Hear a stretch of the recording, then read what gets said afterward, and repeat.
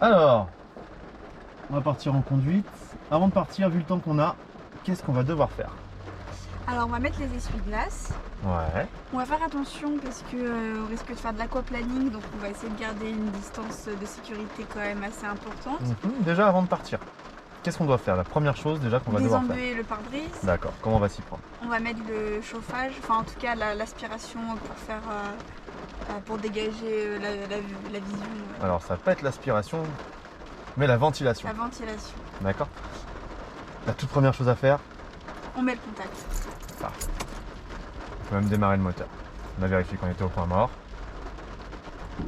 Voilà.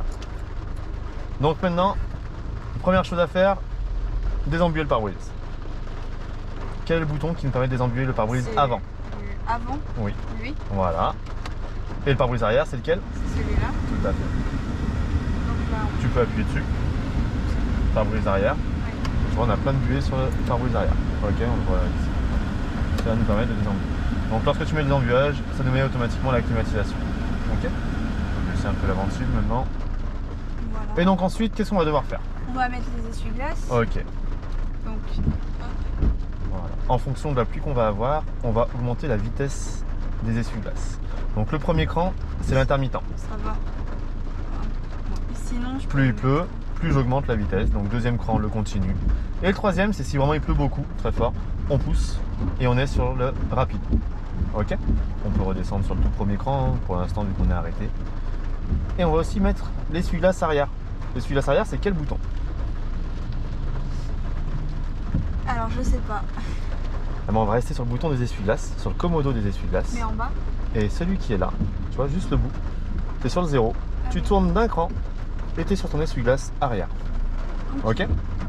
Si on pousse un peu plus fort, on va avoir le lave-glace. Avec le temps qu'on a aujourd'hui, je pense que les vitres seront bien propres. C'est ça, ouais. Alors maintenant qu'on a mis nos essuie-glaces, on va partir en circulation. Qu'est-ce qu'il va falloir mettre en marche aussi Il va pour falloir que les gens nous mettre, voient? Les feux de croisement. Feux de croisement, ouais, on peut mettre les feux de croisement. Les feux de croisement, ils nous servent à quoi réellement? À avoir des feux quand on croise d'autres voitures. Voilà, donc à voir sur la route. Déjà, la première chose, c'est surtout être vu. D'accord. Il fait jour, on n'est pas sur une pluie avec des nuages noirs qui nous cachent vraiment la visibilité. Donc là, on pourrait même mettre les feux de position uniquement. D'accord? Donc où sont les feux de position? Sur la molette à gauche. Ouais. Et les feux de tournée. Voilà, on tourne un cran. Tu vois là sur l'écran, les feux de position, parce que tu as deux feux, parce Ouais. qu'ils sont à l'avant et à l'arrière, de façon à positionner le véhicule sur la chaussée. D'accord? Bien faire attention aux feux de position, s'il y en a un qui est grillé, on pourrait être confondu de nuit avec un usager de roue. D'accord?